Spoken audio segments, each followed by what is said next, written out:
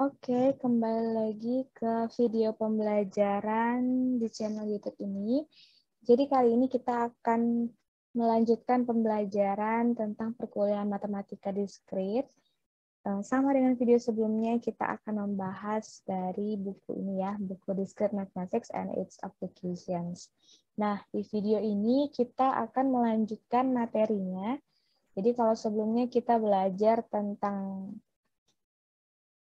inklusi eksklusi.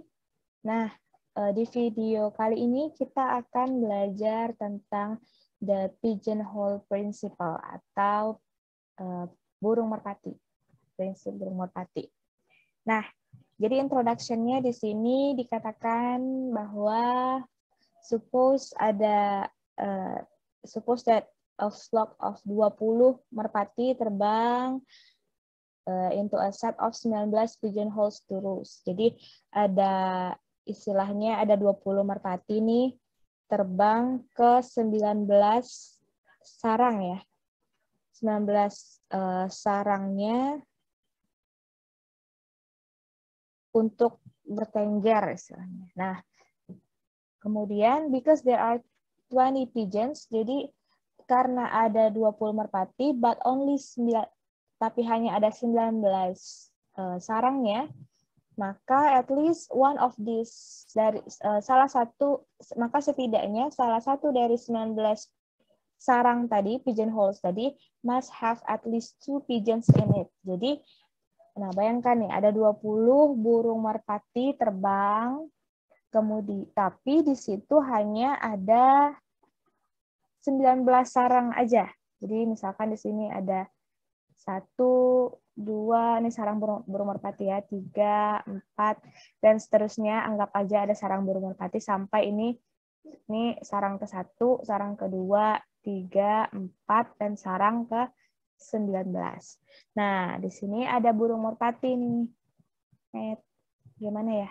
Gitulah ya, istilahnya burung merpati. Ini kan burung merpati zaman SD kali ya. Ada 20 burung merpati. Burung merpati 1, 2, 3, sampai burung merpati ke-20 misalnya.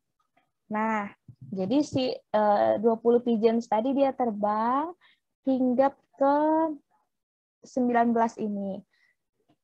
Nah, otomatis kurang 1 ya, pigeonhole-nya kurang 1 karena burung merpatinya totalnya ada 20 nih, sedangkan sarangnya ada 19. Nah, makanya dibilang di sini at least one of the 19 pigeonholes must have at least 2 pigeons in it.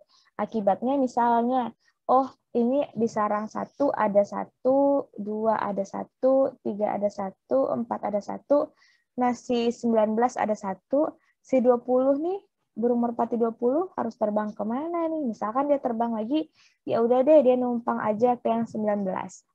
Maka setidaknya ada 1 sarang yang memuat 2 merpati. Nah, kemudian di sini dikatakan, to see why this is true, note that if each pigeonhole had at most 1 pigeon in it, at most 19 pigeons, 1 per hole could be accommodated. This illustrates a general principle called the pigeonhole principle. Jadi, prinsip seperti itu namanya prinsip burung merpati atau prinsip pigeonhole, which states that if there are more pigeons than pigeonholes, then there must be at least 1 pigeonhole with at least 2 pigeons in it. Jadi katanya if there are more pigeons, misalkan ada lebih burung merpatinya lebih daripada pigeonhole, more pigeons than pigeonholes, maka there must be at least 1 pigeonhole, setidaknya ada 1 pigeonhole sarang burung merpati yang with at least 2 pigeons in it. Oh, ternyata sudah digambarkan ya. See in figure 1. Of course, this principle applies to other objects beside pigeons and pigeonholes. Jadi, pigeons and pigeonhole ini tadi gambaran gitu. Jadi prinsip ini pastinya nanti bisa diterapkan di bidang lain, nggak hanya tentang merpati aja. Ini katanya sudah ada di gambar 1, figure 1. Oke, ini lebih rapi ya gambar merpatinya. Jadi yang A ini ada digambarkan, pasti ada box, bukan box ya, ada, anggap aja ini sarang, ada sarang yang memuat lebih dari 1 merpati. Nah, kalau ini yang tadi yang saya gambarkan berarti mirip yang ke B. Masing-masing satu, tiba-tiba ada satu yang nempel dua merpati. Yang C juga gitu. Pasti at least ada satu pigeonhole yang memuat dua merpati. Nah, itu dia gambarannya. Kita clear dulu. Oke. Kita lanjut. The pigeonhole principle is also called the Dirichlet drawer principle. Oh, ini nama lainnya. Karena yang sering menggunakan prinsip burung merpati dalam kerjaannya itu namanya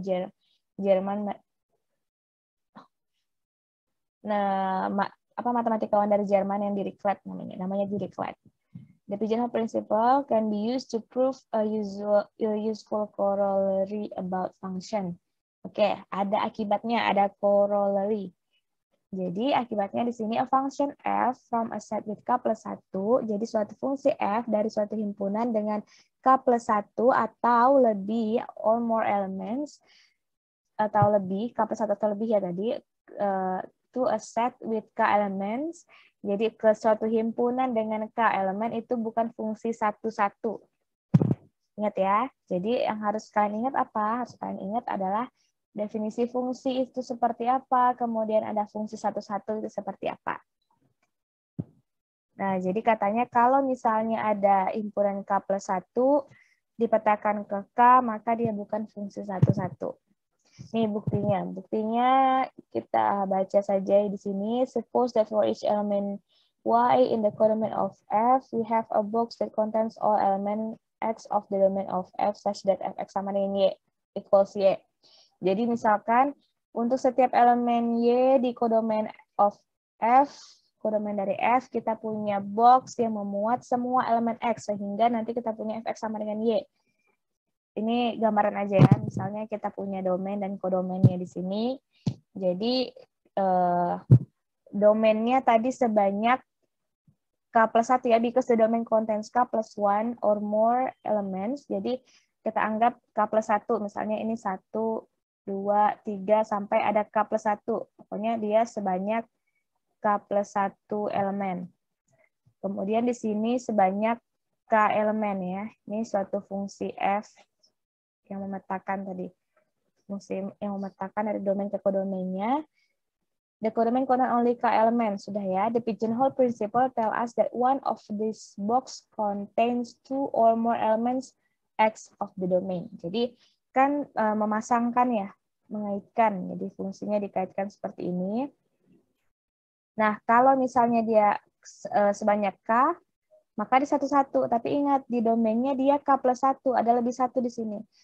Nah, karena ada lebih satu, karena prinsip fungsi berarti yang di domain harus dipasangkan, harus punya pasangan ya. Kalau kalian belajar dulu, diajarkannya, oh si domain ini harus punya pasangan di kodomain. Maka misalnya domain ini si domain di sini dipasangkan ke fungsi ini, ke kodomain yang ini. Jadi kita dapatkan, oh ternyata kalau seperti ini, maka dia bukan fungsi satu-satu ya. Bukan fungsi satu-satu lagi, kecuali tadi kalau sampai K saja dia fungsi satu-satu. Tapi kalau bentuk seperti ini, maka dia bukan fungsi satu-satu. Ya, this means that F cannot be one-to-one. Jadi terbukti corollary-nya. Selanjutnya, di sini ada contoh, examples, contoh yang menunjukkan bagaimana prinsip pigeonhole itu digunakan. Ini masih sederhana sebenarnya. Example 1 dikatakan among any group of jadi ada satu grup yang terdiri dari 367 orang, there must be at least 2 with the same birthday because there are only 366 hari kemungkinan ulang tahun. Jadi kalau ada 367 orang nih, setidaknya ada 2 orang yang punya tanggal lahir yang sama. Karena hanya ada 366 kemungkinan hari ulang tahun ya. Hari dalam 1 tahun kemungkinan 366. Jadi kalau orangnya ada 367 pasti ada setidaknya ada 2 orang, yang punya ulang tahun yang sama. Tuh contohnya. Jadi tidak hanya tentang burung merpati. Kemudian contoh yang kedua, in any group of 27 English words, there must be at least 2 that begin with the same letter because there are 26 letters in the English alphabet. Oke, jadi Kalau ada 27 kata bahasa Inggris, pasti ada setidaknya 2 yang punya, misalnya ada 27 kata, setidaknya ada 2 yang punya awalan yang sama, huruf awalan yang sama. Dimulai dengan awal yang sama, karena ya alfabetnya cuma 26 gitu. Jadi misalnya kayak, kan ada lagu-lagu anak-anak tuh yang A is for apple, kemudian B for banana, tapi dan seterusnya C sampai Z. Nah, ini ada 27 English words, jadi ada 27. Maka setidaknya pasti ada satu kata yang huruf awalnya sama. Ada 2 kata yang punya huruf awalnya sama. Kemudian example yang ketiga, how many students must be in a class to guarantee that at least 2 students receive the same score on the final exam?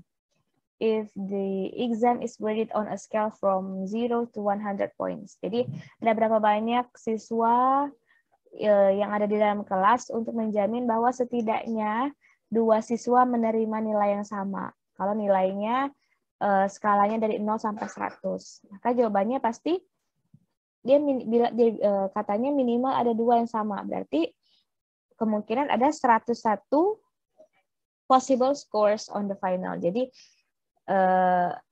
ada 101 kemungkinan. Nah, maka the pigeonhole principle shows that among any 102 students there must be at least 2 students yang punya skor yang sama. Jadi kalau skalanya 0 sampai 100 kemudian ada 2 orang yang sama, kalau cuma ilustrasinya gini, kalau cuma 100 orang siswa berarti kan masing-masing punya nilai kan. Siswa ke-1 dapat 1, siswa kedua dapat 2, dan seterusnya sampai siswa ke-100 dapat 100. Maka pas tuh. Nah, sedangkan di sini kalau dari 0 sampai 100 berarti ada 101 orang maksudnya ya, salah saya.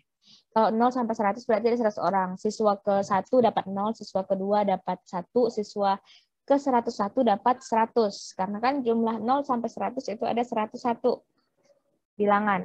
Jadi kalau ada iklan motor. Kalau misalnya tadi pertanyaannya berapa banyak student yang ada di kelas sehingga setidaknya ada 2 student yang punya nilai yang sama, berarti ada 102 orang. Karena totalnya kalau 0 sampai 100 skalanya ada 101 orang nih, 101 siswa. Nah, dia bilang kalau ada 2 orang yang sama, berarti kan yang satu lagi nih yang belum punya kesamaan, maka ditambah 1, jadi 102 orang.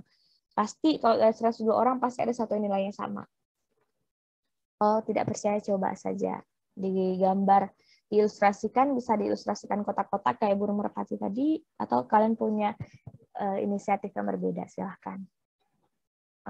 Kemudian di sini dikatakan the pigeonhole principle is a useful tool in many proofs, including proofs of surprising results. Jadi ingat ya, contoh pigeonhole itu tidak sesederhana yang kalian pikirkan. Tidak sesederhana hanya menghitung kira-kira dari ada 367 orang nih, berarti ada 2 orang yang setidaknya punya ulang tahun yang sama. Itu is not simple as like that gitu. Tidak sesimpel yang seperti itu. Tadi dia setidaknya tadi yang umumnya. Jadi lebih satu gitu ya.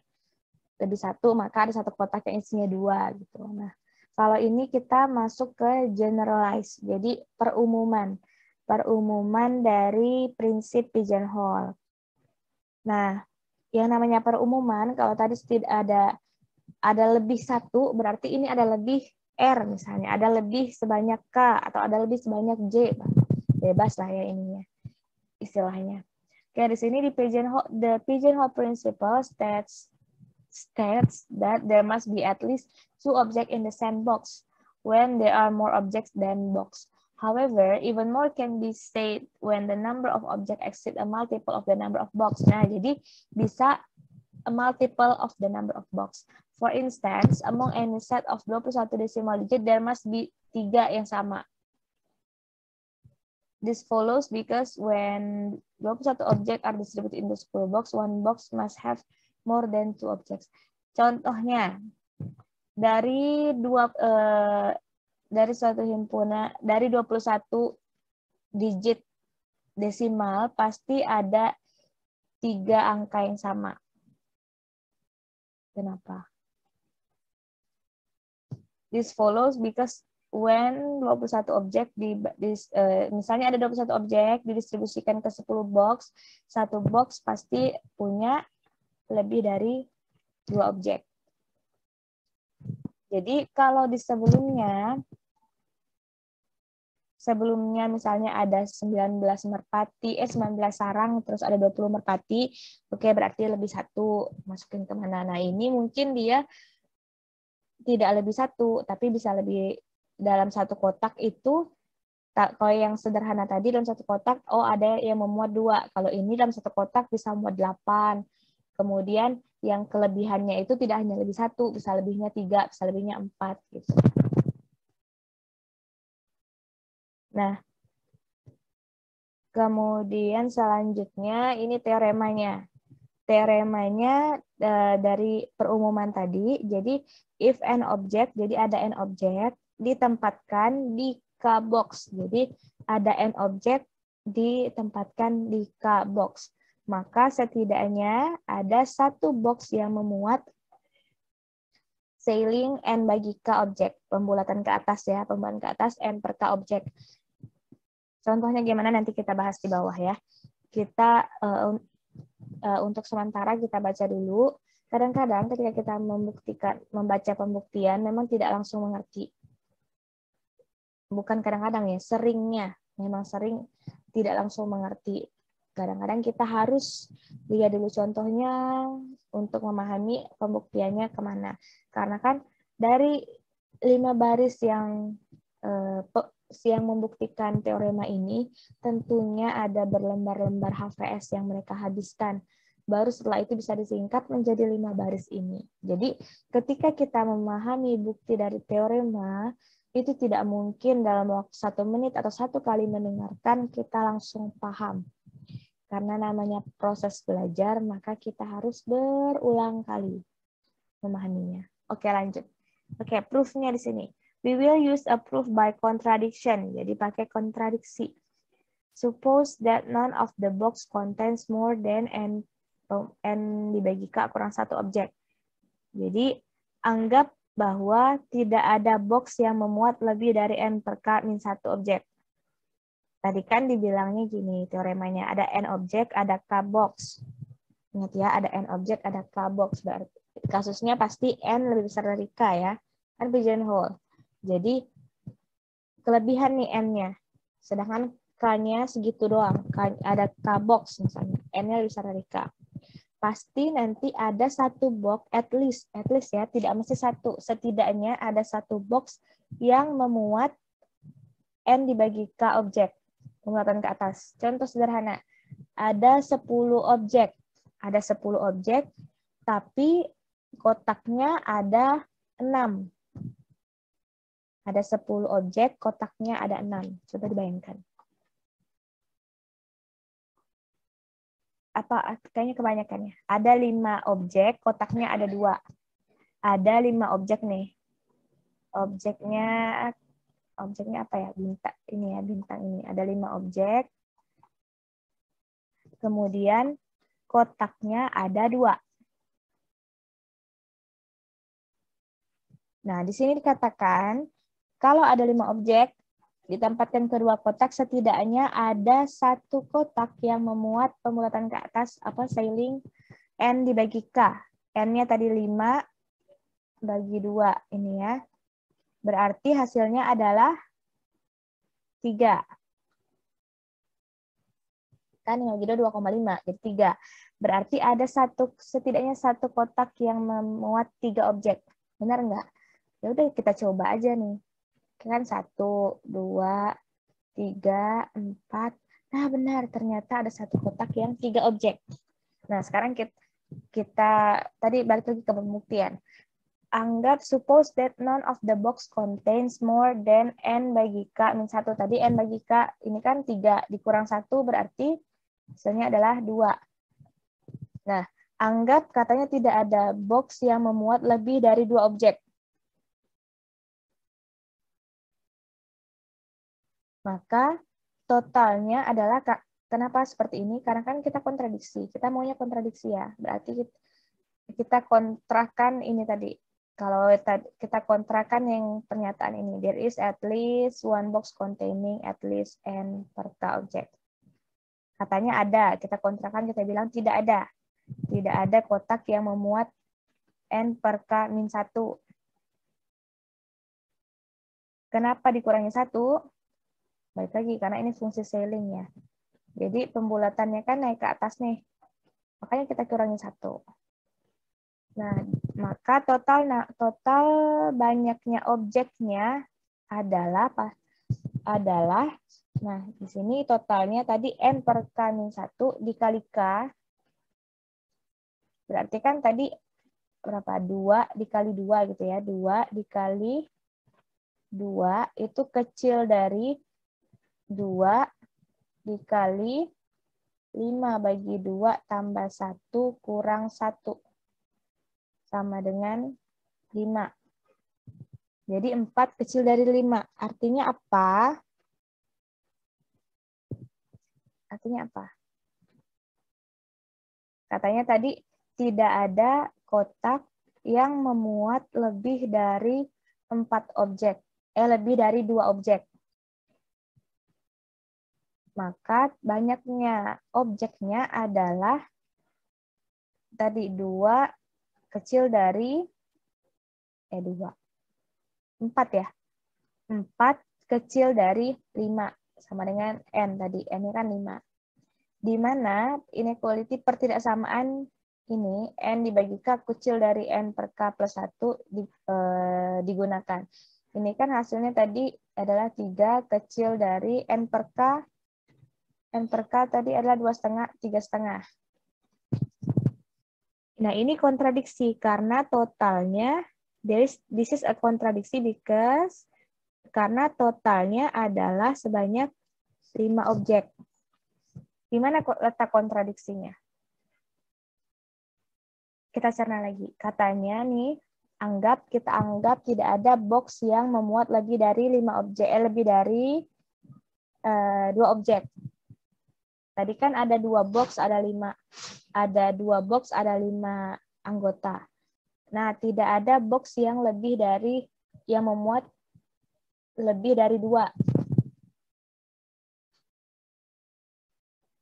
Sedangkan di sini katanya total objeknya adalah sebanyak 5. Nah, kalau total objeknya 5, ini dari sini kan total objeknya n-nya sama dengan 5. Kalau total objeknya 5, dan isi kotaknya cuma ada 2 dan dia bilang tidak ada yang lebih dari 2, berarti kan kurang ya. Jangankan ini more than lebih dari ya, bukan lebih dari sama dengan. Kalau lebih dari sama dengan saja, di sini tidak lebih dari sama dengan 2, itu kurang, satunya lagi mau ditaruh di mana. Nah, makanya dia bilang kontradiksi. This is a contradiction because totalnya adalah sebanyak n objek. Paham? Didengarkan lagi. Oke, kita lanjut. Kita lanjut ke sini. Kita baca lagi. A common type of problem asks for the minimum number. Jadi, permasalahan umum dari ini meminta untuk minimal banyaknya objek sehingga setidaknya R dari objek ini termuat di salah satu kotak K. Kotak yang sebanyak K. Ketika objeknya didistribusikan ke kotak. Nanti kita main dengan contoh ini ya. Nih, ketika kita punya n objek, maka prinsip pigeonhole per umum memberitahu kita bahwa setidaknya ada R objek di dalam satu kotak. Ada R objek bukan di dalam satu kotak, di salah satu dari kotak sehingga n per k besar sama dengan R. Bilangan bulat terkecil n dengan n per k besar dari R-1, atau kita bisa tuliskan n sama dengan k dikali R-1 plus 1 adalah bilangan bulat terkecil yang memenuhi pertidaksamaan n per k besar sama dengan R. Bisakah kita sebut itu sebagai bilangan terkecil? Bisakah bilangan terkecil dari n itu cukup? Nah, jawabannya tentu tidak cukup karena kita punya sebanyak K dikali R-1 objek. We could put R-1 of them in each of the K box and no box would have at least R object. Jadi kita bisa letakkan sebanyak R-1 dari mereka di setiap K box, jadi ada K box nih, kalian bayangkan dulu ya. Bayangkan pakai K, pakai M, pakai R. Ada K box, kemudian kita simpan R-1. R-1. Tadi ini yang ini ya, di answer is no. Mungkin nggak katanya? Oh, nggak mungkin. Kenapa? Karena kalau kita punya sebanyak K dikali R-1 objek, dan kita letakkan R-1 pada setiap box tadi ya sebanyak K, maka tidak ada box yang tidak ada box yang punya setidaknya R objek. Karena kita letakkan R-1 sebanyak K, maka dia sudah cukup. Ya kan? Ada K kotak, kemudian masing-masing di kotak 1, kotak 2 sampai kotak K, kita letakkan masing-masing R-1. Berarti berapa jumlahnya? K dikali R-1 kan? Nah, artinya apa? Artinya tidak ada kotak yang memuat lebih dari R-1 plus 1. Berarti tidak ada kotak yang memuat lebih dari R. Sebanyak R gitu kan. Nah, kalau mau lebih mudahnya, saya yakin dari penjelasan ini, yang jelimet ini pasti pusing ya. Nah, kita coba di contoh yang kelima. Contoh yang kelima katanya mengilustrasikan nih, dari 100 orang setidaknya ada 100 dibagi 12 sama dengan 9, ada 9 yang punya yang lahir di bulan yang sama. Oke, sekarang kalian berimajinasi lagi. Bayangkan nih ada 100 orang. Ada 100 orang, kemudian kan 1 tahun ada 12 bulan. Nah, katanya di sini ada 9 yang lahir di bulan yang sama. Benar atau tidak? Ini bulan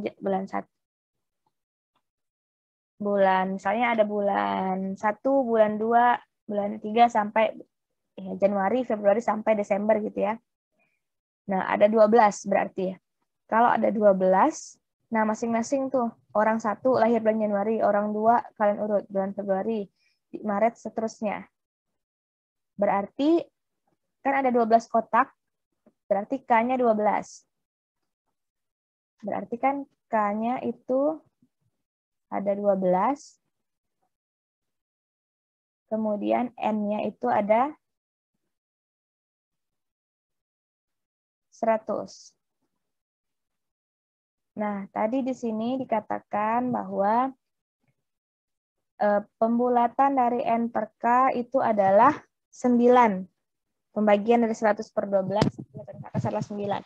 Berarti kalau misalnya, berarti ada kotak yang isinya 9 kan ya? Artinya. Atau coba kalau ada 12 kotak berarti masing-masing rata-rata berapa? Harusnya ada 8, setiap bulan ada 8 yang sama. Setiap bulan ada 8 orang yang lahir di setiap bulan itu. Nah, kalau ada 8, berarti 8 dikali 12 hasilnya adalah 96. Ya, 96 orang aja nih, sedangkan kita punya 100. Berarti, anggaplah ya, berarti kan kurang 4. Anggap 4 orang itu lahir di Januari, Februari, Maret, April.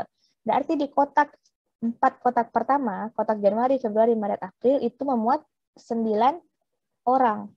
Nah, itulah dia maksudnya. Si pigeonhole tadi, si generalized pigeonhole principle. Jadi ada 4 kotak yang isinya 9, sedangkan yang lainnya adalah isinya 8 orang. Berarti misalkan R-nya 9 di sini, R-nya 9. Nah, dikatakan di sini tadi, coba kita mulai dari sini. N dibagi K besar sama dengan R. Berarti ini 100 dibagi 12 itu adalah berapa? 8,33. Ini hasilnya adalah 9. R-nya 9. Nah, bilangan bulat terkecil N dengan N per K besar dari R-1. N bagi K tadi kan 8,33 itu besar dari 9 kurang 1, benar nggak? Akibatnya kan 8,33 itu besar dari 8. Atau misalnya kita buat N sama dengan K dikali R-1 plus 1. Berarti N sama dengan K-nya adalah 12 dikali 9 kurang 1 ditambah 1. 12 dikali 8 berarti 96, 96, 97. Nah, kemudian di sini dikatakan, makanya ditanya di sini, could a smaller value of N suffice? Jadi, cukup nggak, kata dia, kalau misalnya dengan bentuk seperti ini. Nggak cukup, karena masih 97, sedangkan kita punya 100 orang. Makanya the answer is no. Karena kalau kita misalnya hanya mainnya 12 kali 9 min 1, berarti ada 96 orang, 96 objek, maka kita letakkan aja masing-masing R-1 ada 8. Kita letakkan tadi 96, orang 1 lahir Januari sampai orang ke-96 lahir di Desember. Akibatnya apa? Nggak ada dong yang lebih, nggak ada dong bulan yang 9 orang yang sama. Karena kan sudah pas. Gitu. Jadi makanya tadi dikatakan di sini teoremanya bilang kalau ada n objek, kalau ada 100 orang ditempatkan di 12 bulan tadi, pasti setidaknya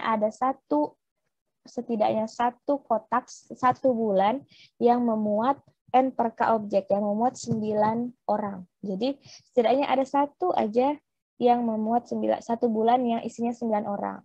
Nah, pada kenyataannya tadi, karena ini setidaknya 1, berarti boleh 2, 3, 4, 5, minimal 1. Ternyata ada 4 bulan yang memuat 9 objek. Berarti kan benar. Itu teoremanya. Nah, buktinya yang tadi yang agak jelimet ya. Kayak jelimet tuh, agak membingungkan. Tapi it's okay. Kalau kita baca-baca terus, pasti paham. Kemudian contoh yang ke-6. What is the minimum number of students required in a discrete mathematics class to be sure that at least 6 will receive the same grade if there are 5 possible grades A, B, C, D, and F. Oke, jadi ada berapa banyak minimum siswa yang di kelas matematika diskrit kalau, nah ini kebalik ya pertanyaannya, kalau ada 6 siswa yang punya grade yang sama, punya nilai yang sama, misalkan nilainya ada 5 A, B, C, D, F. F itu failed biasanya, A, B, C, D, F.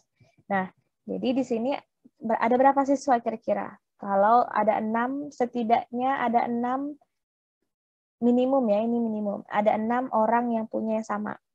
Logikanya aja, kalau ada 6 berarti gimana? Nah, ini solusinya tinggal dibaca sebenarnya. Jadi, minimum number of students needed to ensure that at least 6 students receive the same grade is the smaller integer n. Jadi, balik lagi tadi ke n dibagi 5. Berarti kita nggak tahu nih, malah n yang ditanya. N dibagi 5. Kenapa 5? Karena grade-nya ada 5, A, B, C, dan F. N dibagi 5 supaya sama dengan 6, karena ada 6 yang sama. Gitu. Berarti kotaknya apa aja? Kotaknya isinya adalah kotak A, kotak B, kotak C, kotak D, kotak F. Berarti ada kotak untuk yang A, ada kotak untuk kotak A, kotak B, kotak C, kotak D, dan kotak F. Nah, kita nggak tahu N-nya, tapi kita mau di salah satu ini setidaknya ada 6. Misalnya di yang si A, kita maunya yang nggak usah A ya, C aja. Supaya dia normal, C ada 6. Ada 6 orang. Berarti kan bentuknya adalah N dibagi 5 sama dengan 6 tadi. Nah, the smallest such integer, jadi bilangan bulat terkecil adalah 5 dikali 5 ditambah 1 sama dengan 26. Kenapa 26? Karena tadi ya, ini ilustrasikan aja. Ada 5 kotak. Satu kotak isinya 6. Kira-kira berapa nilai minimumnya? Nah, di sini dibilang, kalau misalnya ilustrasinya kalau kita cuma punya 25, berarti kan kalau cuma 25, berarti masing-masing dapat 5. Yang A dapat 5 kotak, B5, C5, D5, F5. Maka nggak terpenuhi dong tadi permintaannya. At least 6 will receive the same grade. Jadi setidaknya ada 6 yang punya nilai yang sama. Kalau cuma 25, berarti di sini dikatakan, nih dijelaskan, it is possible for there to be 5 who have received each grade.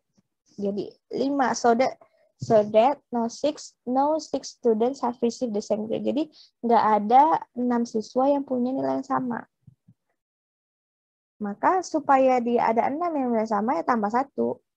Jadi 26 minimumnya. 27 boleh nggak, Bu? Boleh. Kan pertanyaannya adalah the minimum number of students. Jadi minimumnya adalah 26. Yang untuk memastikan bahwa setidaknya at least 6 students will receive the same grade. Oke, next example. Nah, next example untuk example 7, 8, dan 9 silahkan kalian diskusikan gimana caranya. Kita baca soalnya aja. Yang pertama example 7, how many card? Jadi ini main kartu nih. Ini kan biasanya tahu nih kalau masih tentang dunia perkartu-kartuan. How many cards must be selected from a standard deck of 52 cards? Dari 52 kartu memang ya, total kartu 52 untuk menjamin bahwa setidaknya ada 3 card of the same suite are chosen. Jadi ada 3 kartu dengan apa tuh? Dengan suite yang sama yang terpilih. Dengan bentuk yang sama yang terpilih. Kemudian how many must yang B, how many must be selected to guarantee that at least 3 hearts are selected. Jadi kalau yang B lebih spesifik, 3 gambar hati yang terpilih. Solusinya ada, tinggal kalian diskusikan. Dan kalian buat ilustrasi. Kemudian ini, what is the least number of area codes needed to guarantee that the 25 juta phones in a state can be assigned distinct 10 digit telephone number. Oh, ini tentang digit telepon. Jadi 25 juta bisa dapat 10 digit telepon number yang berbeda-beda ya. Nah, asumsikan bahwa telepon number are on the form of formnya gitu. NXX, NXX, XXXX, where the first 3 digits form the area code and represent a digit from 2 to 9 inclusive, and X represent any digit. Jadi 3 angka pertama itu kode wilayah, kemudian ya kayak 628 kan Indonesia tuh area code-nya, and kemudian N represent a digit from 2 to 9 inclusive, dan X-nya adalah digit lainnya. Nah, gimana caranya? Oke. Kemudian example 9. Example 9, although not an application of the generalized pigeonhole principle, makes use of similar principle. Jadi, meskipun bukan aplikasi dari pigeonhole yang diperumum, tapi makes use of similar principle. Jadi, gunakan dengan prinsip yang sama. Sini dikatakan, suppose that a computer science laboratory has 15 workstations and 10 server.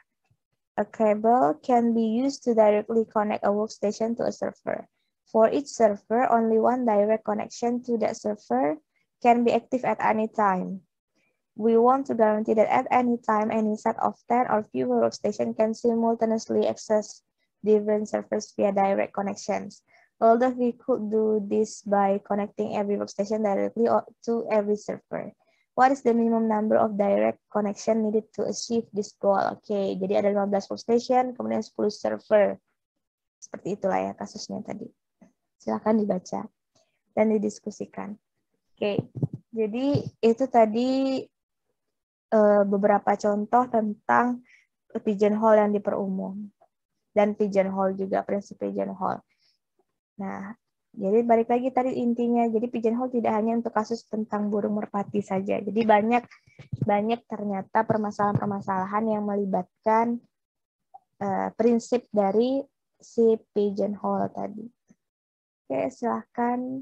Selamat mencerna, selamat belajar. Silahkan diulang kembali, dicari referensi-referensi yang mendukung, kemudian dicari latihan-latihan soal lagi, karena semakin banyak kita berlatih, kita akan semakin punya sense tentang permasalahan tersebut.